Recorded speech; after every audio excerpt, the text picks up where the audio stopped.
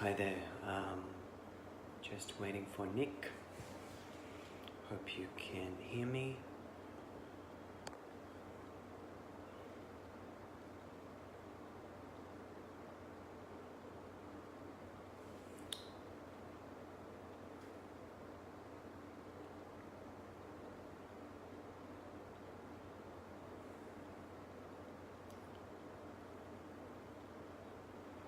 Hi guys, I'm just waiting for Nick to come online so we can start this session. First time doing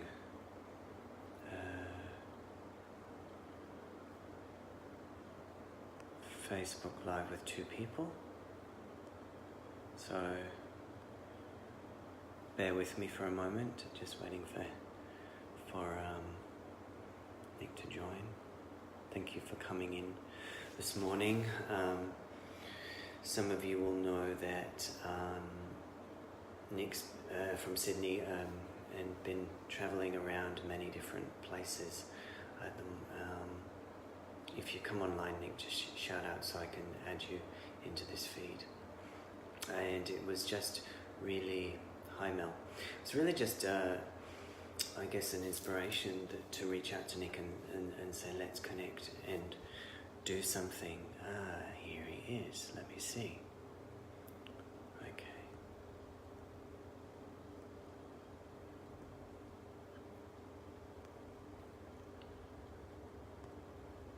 This is working. So your phone needs to be horizontal, Nick, I think, for this to come through.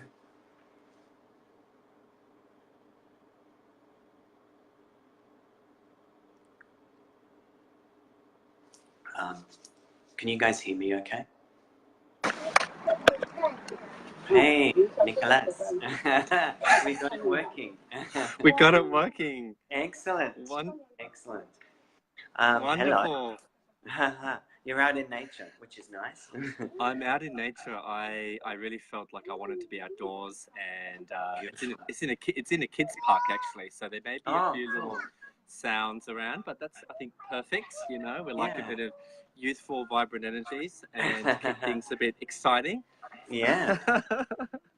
So, I mean, I was just saying a moment ago, just saying that I guess we were inspired. I reached out to you last week, just knowing you were back in Sydney and knowing that you've been traveling to different places, different sites, all around the world really in the last 18 months. Yes, 18 months, that's right. Yeah, so, and I just wanted to reach out and to say, let's maybe do something, I guess, in response to the land, to the earth, because it just feels like so much is going on with the earth these days, with people working on the land, earth workers, activating the land, and also becoming more one with the land. So the earth that shifts its consciousness. So I just thought we could catch up and I guess just have a conversation around what you've been up to and what I guess the gems of your travel and what you feel you want to share about your experience, and maybe we'll do some sound activations and resonating with particular spots, I guess, in the earth. Or whatever, actually, just whatever comes, you know, whatever organically comes. Yeah, thank you. And yes, I agree with you. I feel like the earth, but not only just the earth, also the ancient civilizations or the peoples from other times that have built megalithic structures around the planet, but as well as the energy vortices and the places that naturally have high energy radiating from them, plus then the structures like stone circles and pyramids and other things that have been placed by humans to amplify those energies as well, including temples. So I've been last 18 months going to many of these sites all around the planet, and in a sense what I realized is that there's a frequency and a resonance that we can receive by being there. However, part of today's call, I feel, is that for those that haven't been there, you don't need to be there. You can tap into these energies, and I feel that we can do a sharing whenever it feels right to actually do a bit of a transmission, to do a frequency sharing, so that people can actually activate and ignite those energies within them, so that their consciousness can expand, and as a direct consequence, their life can actually get more into a soulful flow, so that some of the conditioning, some of the limitations and negativity can dissolve, and more of their higher truth can then kind of permeate into their life. So that's kind of what I've been sitting with the last few days since when you reached out to me. Yeah, cool. Thanks, Nick. I mean, it does feel like as you start talking, I feel like my third eye starts to go a little blurry. It's kind of interesting. It sort of feels really like a really powerful transmission that wants to come through, and I noticed the kids' excitement as too. Yeah. It just feels that maybe I'll just make a little bit of a light language channeling to welcome in, I guess, the energies that want to come through for today. Sure. Just as a way of opening up, I guess, our portal today in this session. Because I was just thinking about it as well just prior, and really thinking about and tuning into how many people, whether they're aware of it or not, are now starting to travel more and actually heal themselves and heal the land, and really go into places that have got, it feels like holographic imprints of different times, which is connecting them back to their own, as you said, soul self, their multi-dimensional self, and also in that, their energies, their wisdom from other times is coming in and supporting the healing of the earth. So it just feels like such a alive and rich time, really, very much so. So if it's cool, I might just do a little energy light language, and then we'll go from wherever we go. Yeah. Sure. So this is really, I guess, working with the energy of the elementals, the earth thieves. And we're just asking for their wisdom, their energy, and their support as we dive into this transition today, and that we are gifted with their wisdom and presence to support our own soul expansion and whatever needs to come through in this transmission.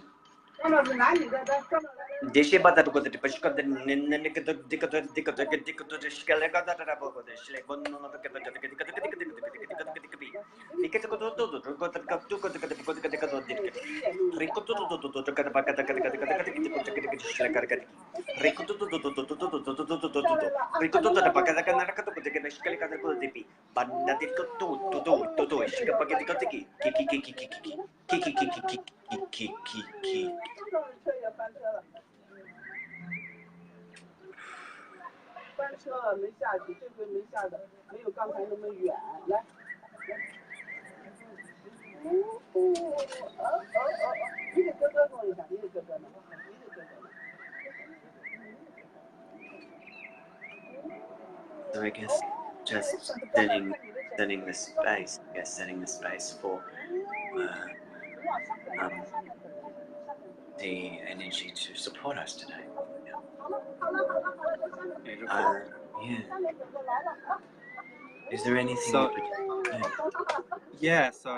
just to kind of share with people, there's probably been about somewhere between 80 and 90 different sacred sites that I've visited now, and when I was tuning into this particular sharing, I sort of asked myself what could be 5 that would be most relevant for the people joining us today. And so I'll share, just quickly share what they are, and then we can just allow the flow to take us there. Yes. So the one is the Great Pyramid of Giza and the Sphinx. They're very close together, and that was one of the last ones that I visited in October. And of course, they're very, very well-known sacred sites, as many people have seen them. There are, of course, still so many more mysteries around who created them, what their purpose was, and how we can, I suppose, connect with the energies that these particular sacred sites resonate with.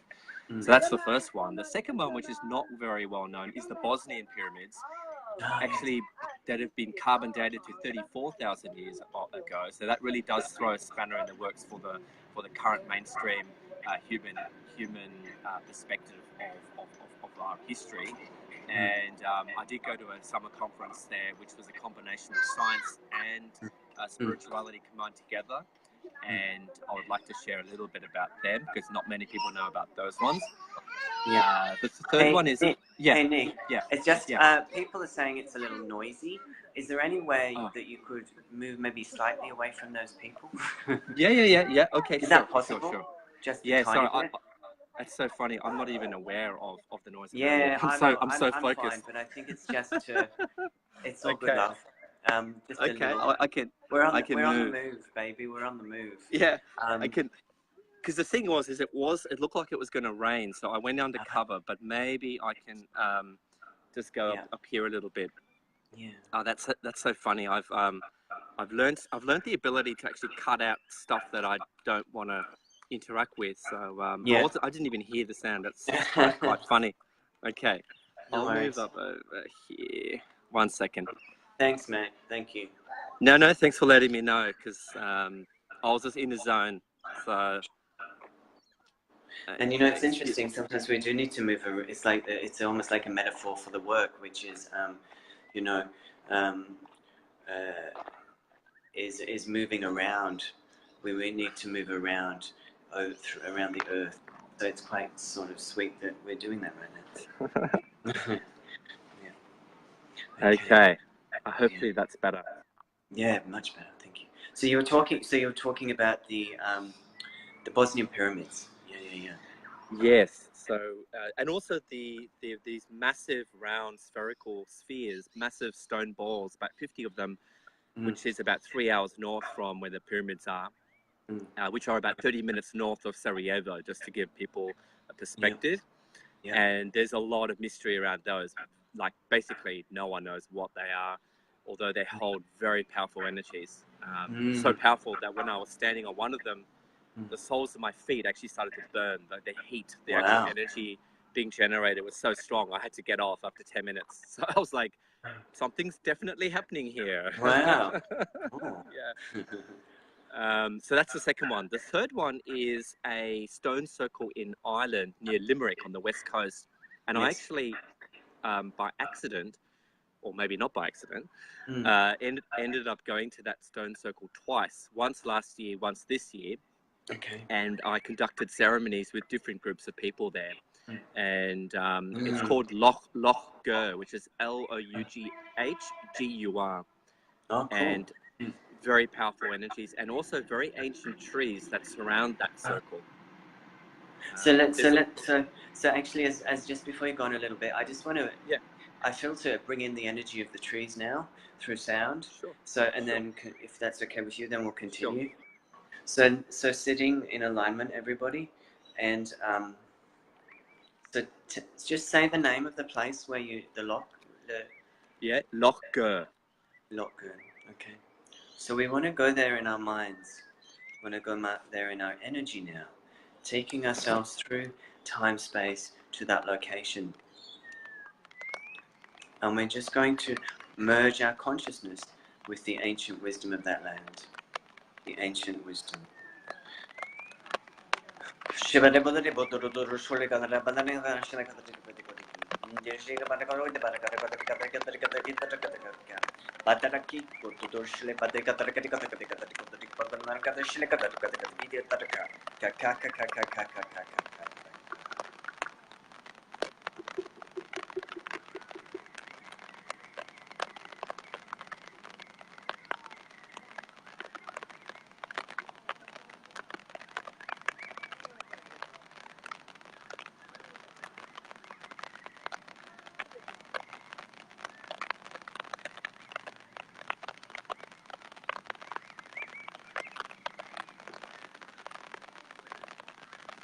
So what happened when you went to that place the second time? So the second time I went with a soul brother of mine, Peter, and we there is an official entrance that we walked through, and I actually ended up going into a sacred dance, which is not something that I would normally do, but it really felt that the circle was wanting me to move and allow my intuition to move my body to almost honor the energies of that place.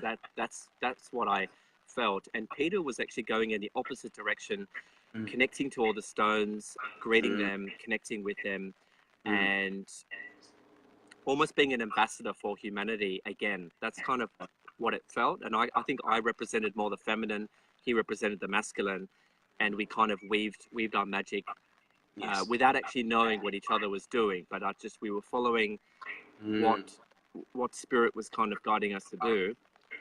Beautiful. Then what was very interesting is that the stone circle wanted us to sage the actual area. Yes. And Peter had tried to light the sage 3 times, and we'd run out of matches. So he then said to the stone circle, if you want us to light the sage, you're going to have to show us, or how can we light it? So we get guided to go to this one particular place where there were some people had left offerings, and there was one match in amongst the offerings, and the stone circle was like, that's your match. So we got the match and we lit it, and at this time it did light, and we were able to then with the sage kind of do ceremony, I suppose. That's probably the best way to describe it.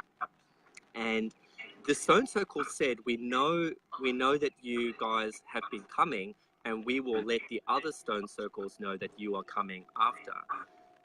And so we kind of went, wow, okay, so there's a communication network between these stone circles. And there are many, many stone circles in Ireland. Many, like so many. And I mean, in England as well. And it's not just Ireland, but there are so many in Ireland.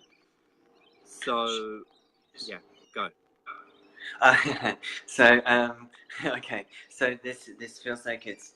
So I want us to do a little being there meditation in just quickly and tuning into the energy of that place now in our minds. So I feel like we're there with you, Nick. I feel like you brought it to us in your telling of the events and the story.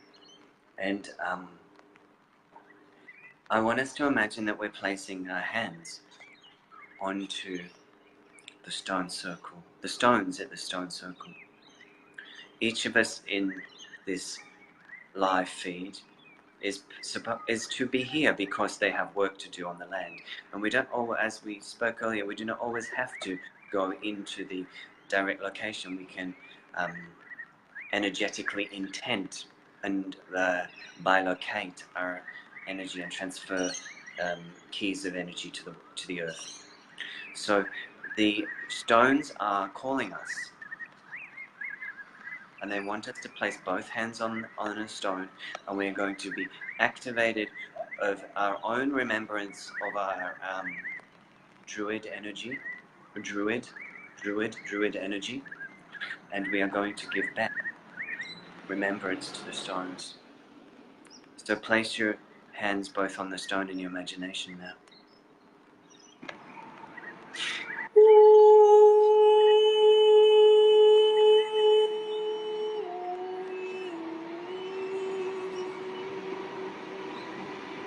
Reconnecting with your past lives.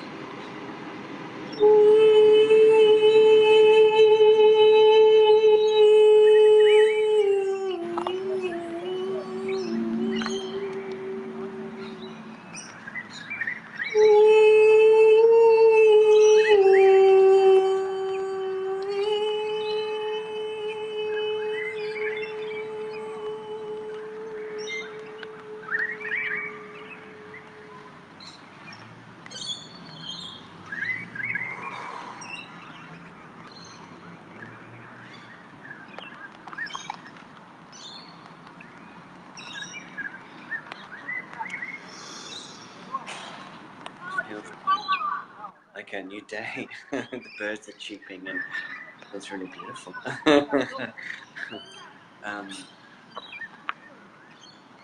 So you went. So you. It sounds like a spontaneous and very deep ceremony, you guys. Definitely, and it was actually very deep because on both occasions there were crystals that I really felt that I had carried around the planet that got buried there.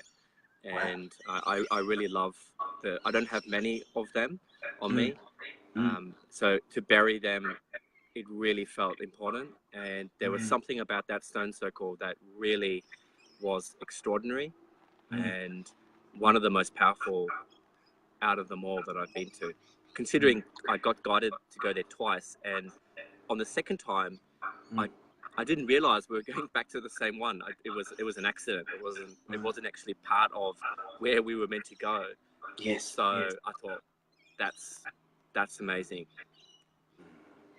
It feels. I mean, it's funny, isn't it? How you get redirected and then suddenly you're there again and doing the work.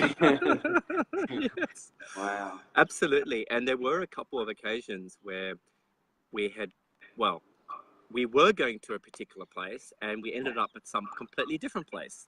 and it was amazing because even using Google Maps, like Google Maps sometimes took us in the most bizarre places where the roads were these tiny little laneways. And I thought, isn't that a bit weird? Like normally Google Maps would take you the fastest way. Yeah. And it was taking us some bizarre routes, and then we would find these other places. So it was kind of, I think, spirit working in the background, taking us to where we needed to go. But it really is an adventure, and it really does allow or require that continual checking in and inviting in the mystery, and keep on asking, what is the purpose in this moment? Where am I to place my energies, my intention, and how can I be of service? To really pay attention, to really listen to what is happening in the space. It's quite extraordinary. The other thing I would like to quickly share is the reason why doing this work is so important is not only can we encounter what I call soul akashic memories, which is that there are memories where we remember at a being level where and who we've been in other times. Yes. So for example, you called in the druid energies. So going into these places, there could be a remembrance or some kind of resonance of, yes, I connect to that lineage. I connect to that way of existence or that particular mystery school. Yes. And that can unlock portals and gateways within our being, which can be very powerful and very useful in this way. I feel just to do a little bit of sand for the throat chakra, and as we go, and this feels like it's actually like when you started to talk about the druids and the I feel like there's the energy of Merlin, the lineage of Merlin, wants to be present with us, and so this is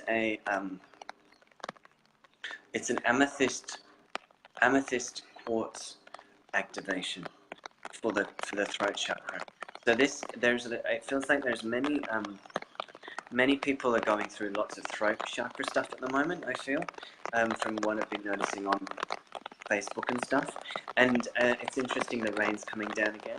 I feel like it's a lot of karmic clearing right now for the throat, in response to past lives where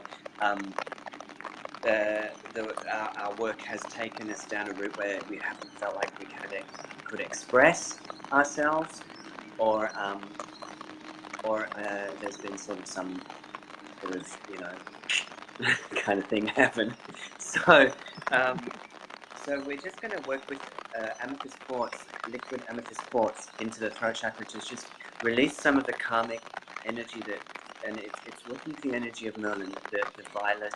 The violet ray, Okay. Beautiful. Yeah, so just listen to this. So everyone's just listening to the sounds,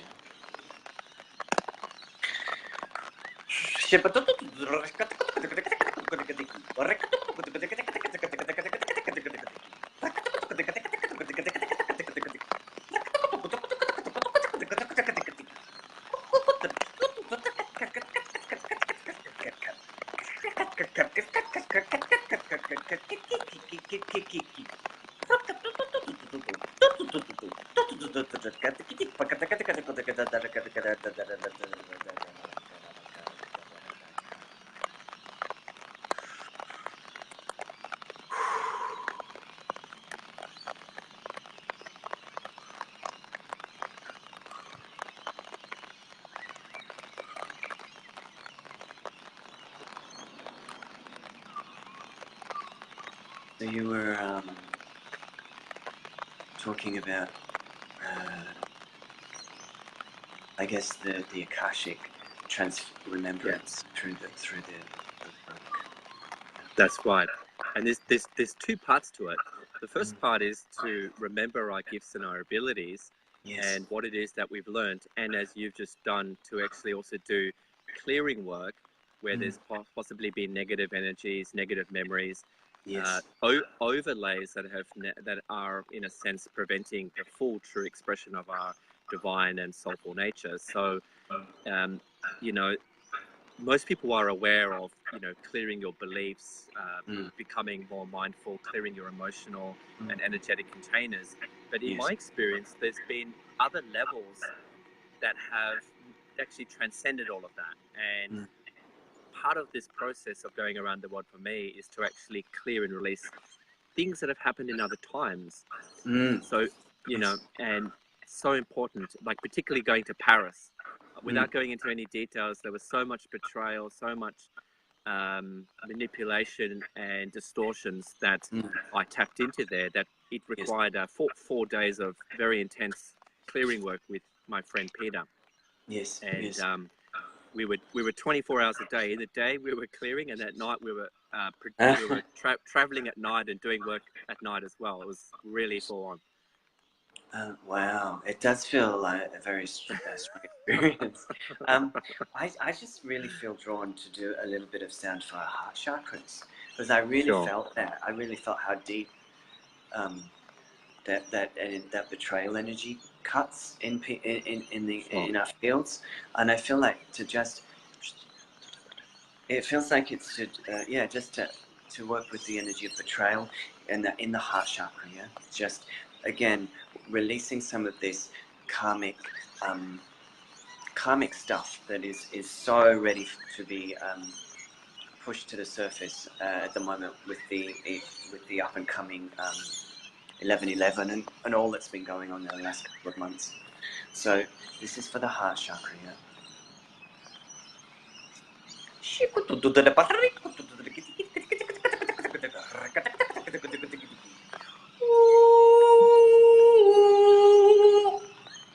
We're working with the energies of Mary Magdalene, yes?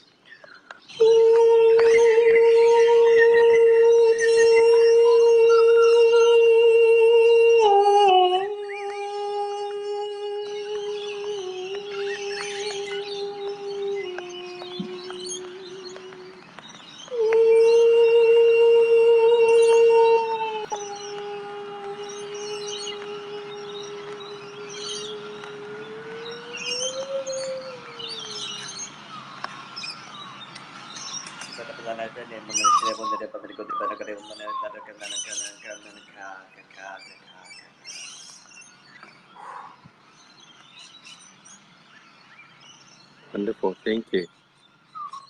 And it kind of feels really beautiful to mention the next sacred site, which is Avebury, which is the largest stone circle in England. Yes. And it's an incredibly sacred site. Something that was very special for us when we were there was that I, after having done a 1-week collective clearing with the mummers in the Sierra Nevada in Colombia, I actually buried the gift that we were meant to actually bury. I buried it in Avebury actually, which was from the mummers, and all the collective clearing we did on the 4 elements, plants, animals, and human sexuality, which was really full on. And I highly recommend working with the mummers. They're very powerful spiritual leaders, and they're very pure, because for those that don't know the mummers, they spend up to 9 years in a cave in isolation for the first 9 years of their life. So they don't, they're not involved in the collective conditioning that most people have. So very, very pure, very connected to the earth, very connected to the elements, incredible intuition, and very funny people actually as well. Where are they based? Where are they based? So they're based in the Sierra Nevada, which is in the north eastern part of Colombia. It's on the coast, except it's in this mountain range that takes you from the very warm, hot climate of the coast up into this real misty and mystical, cold, wet, mountainous environment, and it's like going into another reality where time Wow. suspends. It's Wow. amazing. It's It amazing. feels like let's beam ourselves into that energy. Hey? Let's beam ourselves into that energy. It feels let's go, so say the name of the sacred beings you said, the mamas, did you say? The mamas, and it was with the Adawako tribe. So if you can intend to bring their energy in for us, Nick, just in your remembrance of who they are.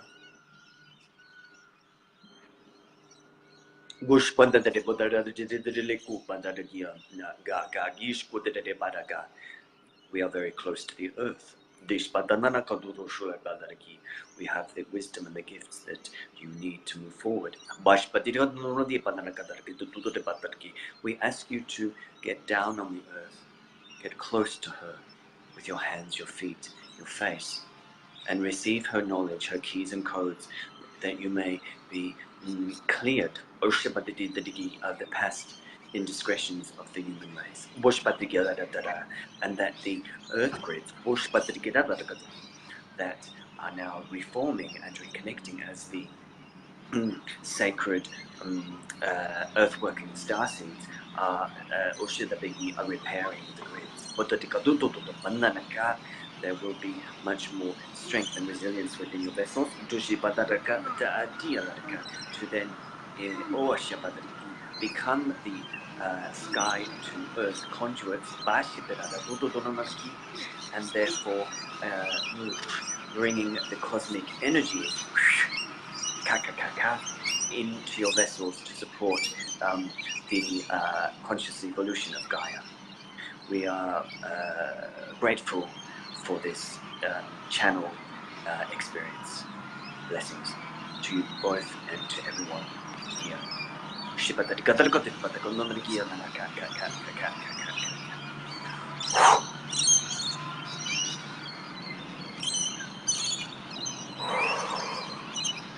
Beautiful. Just as an interesting little side note, to be an elder in those tribes, you have to be over 100 years old. Most of them are aged between 130 and 150, which of course defies the Guinness Book of Records, or the official record of, you know, what the oldest person in the world is. There are actually quite a few people over 130 in those tribes. They live very high frequencies and very perfect harmony with the earth, and they do see themselves as, they call themselves Big Brother, and they see us as Little Brother, because Little Brother has forgotten how to actually be in harmony with the earth and with the cosmos. Wow. Yes. Interesting.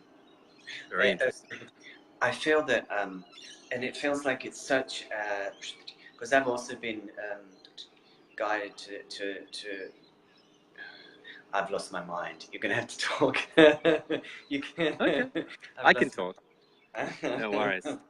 So, yeah, so I think the gift that the mamas really bring to humanity is the reconnection of the heart, and really solidifying our relationship with the earth, but also like the river, the plants, the elementals that work with the plant kingdom. And for them, they spend up to 2 months in one go, so every single day for 2 months, to do what we did in 1 week. So they'll spend 2 months to do collective purification on the water, the air, the earth,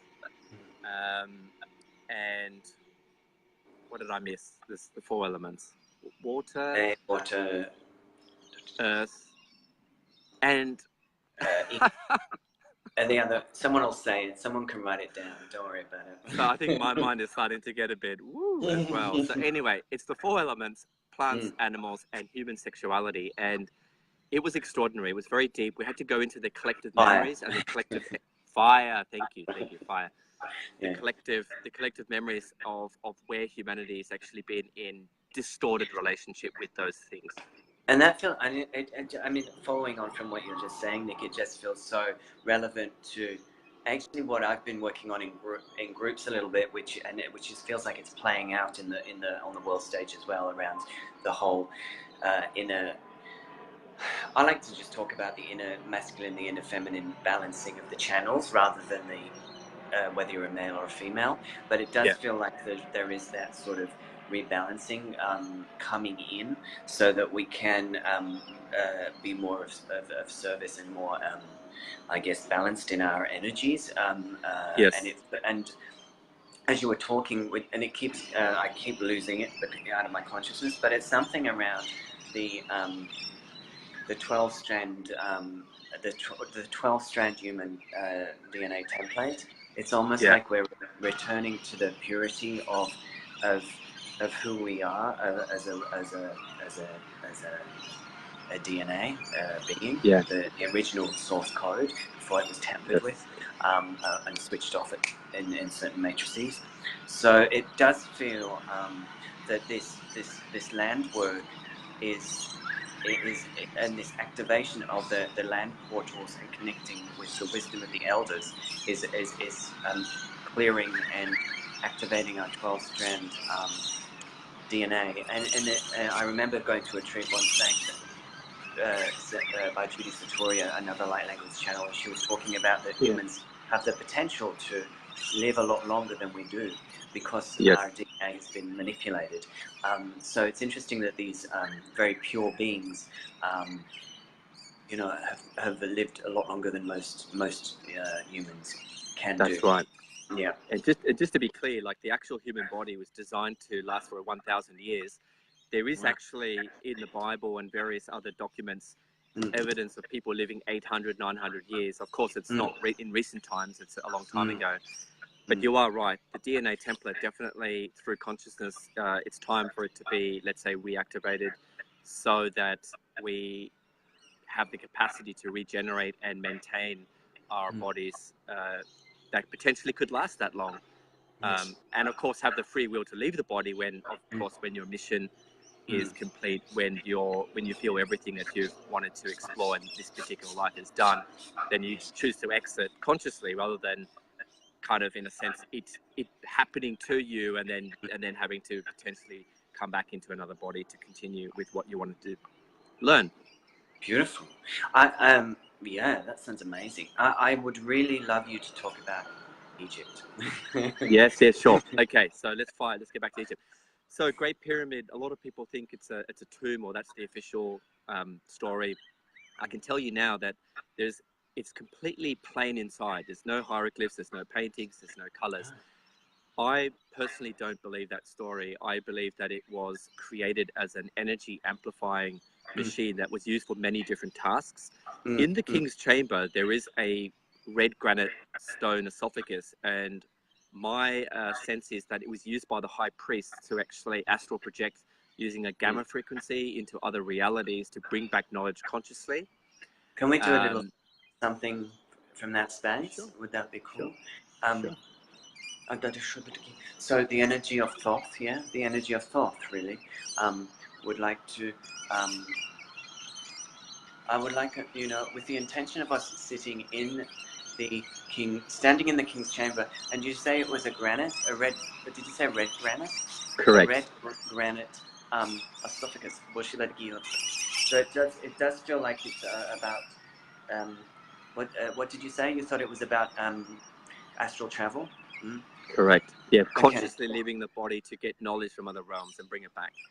Beautiful. So I feel like that's in some ways what we're relearning, is the ability to go to different places within our conscious mind, the pineal activation. So this is a pineal activation from this source code of astral travel. Yes. So once again, we want to gently place our hands on the red granite esophagus, because it has wisdom that's going to be imparted into our energy body to support this ability to astral travel through not only around the earth but into the galactic realms also.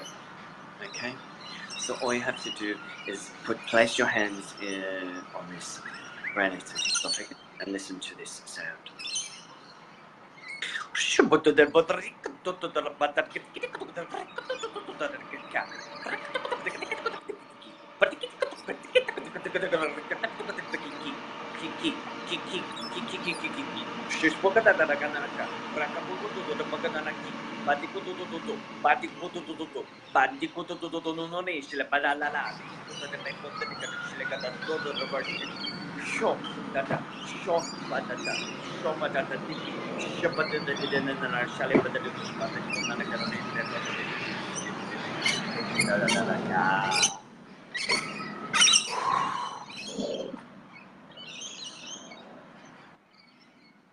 Feel the energy moving through your body through the activation of your hand chakras. Just breathing gently.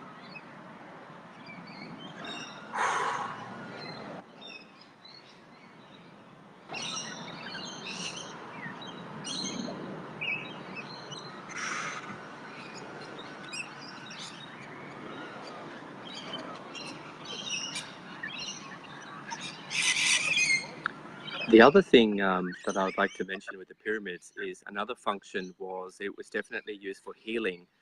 The ancient Egyptians, and prior to that, the Atlanteans and, let's say, our star brothers and sisters knew that any kind of disease originates in a distorted version in one of the more subtle energy bodies. And so they knew that, and they were able to balance out any energies that was, let's say, not in harmony, which then was going to manifest some kind of disease or some kind of imbalance in the physical body. And the pyramids, because there's 3 of them in that particular function, and they have different chambers, my sense is that there was also healing capacities that were used as well. Wow. Did you go inside these chambers as well, Nick, or just on the... No, we just went to the King's Chamber. It's very difficult to, let's say the government of Egypt at the moment have a very strong handle on that, and they're not into groups. They call them worshippers, actually. They're not into the worshippers, people that are there to meditate or do any kind of ritual or ceremony. So it takes it's actually quite difficult. You've got to really have connections. And I did this tour through the Divine University that do have connections in Egypt. There's no way that you can just rock up and just do your own thing there. So that's also a heads up for anyone that's going there. I would recommend you go with someone that has the connections in Egypt because of the current situation since the revolution in 2011. Wow. Okay. Thank you. So then there's the Sphinx, which is something completely different. And the good old lion facing the rising sun. I personally think it's got nothing to do with the pyramids. I feel that the Sphinx is actually much older. There is water erosion, very clear water erosion around the edges of the Sphinx, which means that it has to be at least 11,000 or more years old, because that was the last time that there was large amounts of water in Egypt. And that's according to the geologists and the studies of geologists in that area, which of course then kind of compromises the mainstream official Egyptian story, of course. Of course, yeah. A little interesting synchronicity that I'd like to share, which will probably lead into the next piece of light language, is that there was a dear soul sister that I was there with, and we'd done a 2-hour meditation between the paws of the Sphinx, and she came out weeping, and she said, "Oh wow, I really connected to the cat beings, which of course come from Lyra, a very ancient civilization." And I posed the question mark.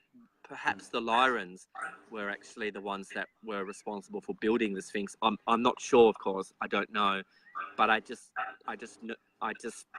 posed that question. Okay. Yeah. Interesting. I mean, let's work with the energy of the Lyrans.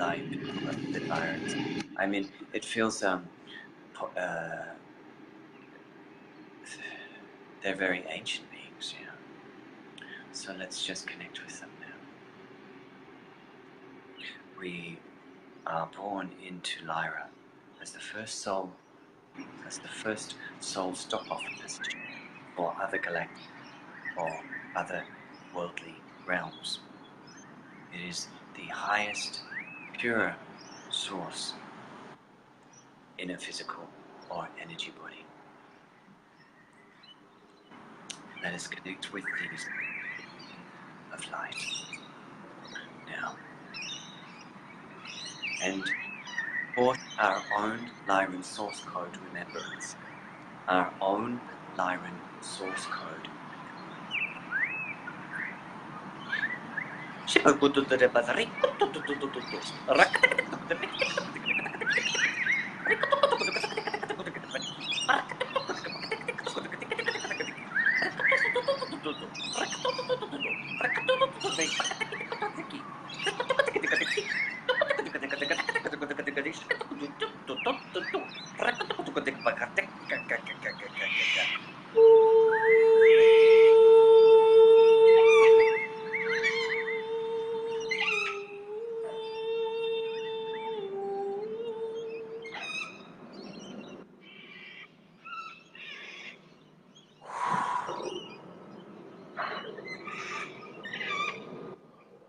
Beautiful. How you doing, Nick? Great. No, it's beautiful. I'm in a beautiful space, and just asking, what can we share that can be of service to everyone. So the final one that I'd like to mention, which feels connected to what you've just done, is Machu Picchu, which is obviously in Peru. My personal sense, having been there, is that there was multiple civilizations that built on top of what was there. So there was definitely some kind of very ancient, very sophisticated civilization that originally built most of Machu Picchu, and the Incas actually, I feel, just added to it. Of course, that goes against the mainstream kind of narrative. Yes. But there's just the energy and the resonance of the place. There was a very ancient feel, very ancient resonance. It's magnificent because you're literally in the clouds, right above the earth. You're almost in the mystical realms, looking down. The clouds are even below, and it's like this bridge between the invisible and the visible, the material and the energetic, and the celebration of who we truly are. That's what I felt while being there. And it's interesting as you talk, Nick, I feel this I almost see this golden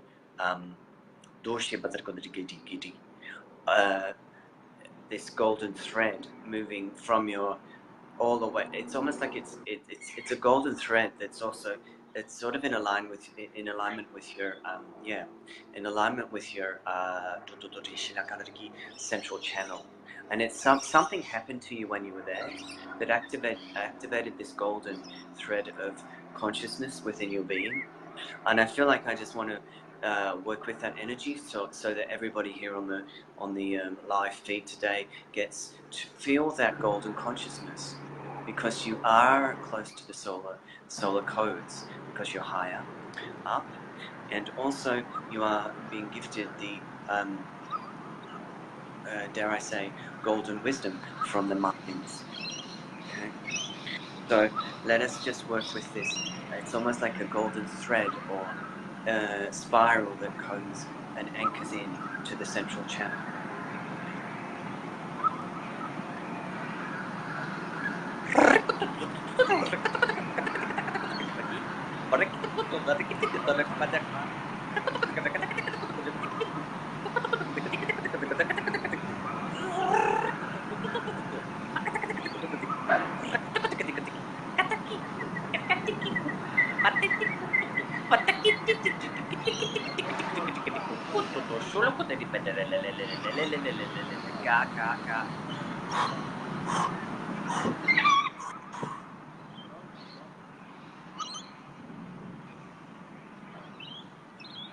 Wonderful, thank you. My pleasure. So there's only one more, and I think it's perfect timing before we're about 10 minutes. 10 minutes, yeah. That's right. And that's the Bosnian Pyramids. So this one, just to give people a context, is a little bit different to the pyramids in Egypt. This one was originally a hill where the people that built it actually excavated the labyrinths first, and then the soil that they extracted out from the hill, they turned it into a composite concrete which when they measured or when they analyzed it is 30% stronger than the tallest building on the planet we have today, which is in Dubai. So it's highly advanced technology, and they then shaped the pyramid using that material that they excavated. When you go inside the labyrinth, it's incredibly peaceful, and there's a timelessness and an immense healing energy that's there. When we were walking through the tunnels, which go for hundreds of meters, there were different ceramic technologies that held different abilities, which they don't fully understand what they are, and they're in the shape of different organs. So there's a brain, there's a liver, there's lungs, and there's a couple It feels other galactic. Hey? Oh yeah. I don't know. Yeah. Now they have no idea who built them. Like there's literally nothing. It's no one knows. It's a complete mystery. However, the energy there is very strong, very powerful, and many people from particularly in Europe are starting to go there for healing and to connect to this energy. It's definitely galactic. You know, actually, you know what I keep getting for what it's worth is it's Assyrian energy, Assyrian like code energy. That they actually the technology there is Assyrian. And I think there's some sound like transmission for that. So this is, I guess, it's a healing transmission of peace and love. I think from the wisdom of the Syrian beings. Yeah. Yes. Okay. Is it raining? I'm gonna just do that. Okay. It's cleansing time. It's cleansing time. Hey? Yeah. So again, we're welcoming in the Syrian technology from the Bosnian Pyramids. We're welcoming it into the space to clear away the past. I feel that this whole transmission that we're doing is partly a preparation for people that they may be cleansed of karmic ties to different locations before the 11/11 opening of this massive influx of light. So it might be useful for folks if they feel guided to watch this transmission maybe another time, or the pieces that feel resonant to before the 11/11. But right now we're working with the energy of karmic clearing once again for the galactic timelines within the physical realm of each of us, supported by the Syrian beings of light. So just listen to this.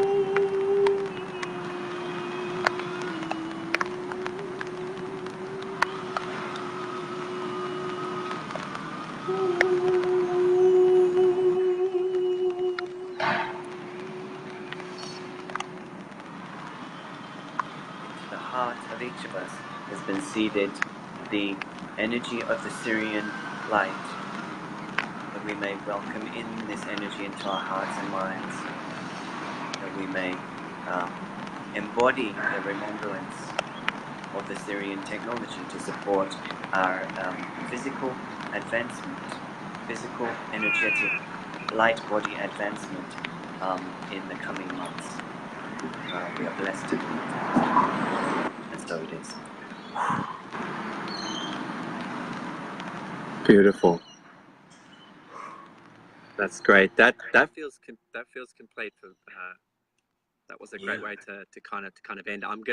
Let's leave the spherical balls, which I kind of added in there, for another time as a sure. You know, we can play with that another time. But I feel that was a great way to end, and it also does connect in with the next important galactic milestone, 11/11. So beautiful. Thank you. Is there anything you want to share about your work or anything at this stage, Nick? Before we sort of complete. Yeah, so I'm here to help. I call myself a world bridger, which means that I help people that are either very much in the 3D world, so people in the corporate world who have 3D jobs, very grounded people that are wanting to open up to their divine soulful nature and how they can bring in those, let's say, their true or higher path into this life, or people that are very galactic and are not grounded and are wanting to find a way to be able to express their message in the world, to be able to receive money for what they do, to be able to communicate what they do in a way that people can actually understand, and that people are willing to actually exchange expression of appreciation through money.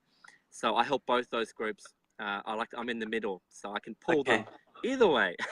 So that's great, Nick. So maybe you can just post a link to your website or something in the comments below on this feed, so people can check you out if they want. Is it Lionheart Coaching? Is that your website? Yeah, that's right. Cool. Although I'm currently in the process of building a new website. It's almost ready. So the current one is not quite in alignment with who I am right now. But don't worry, I'll post something. It's all good. Beautiful.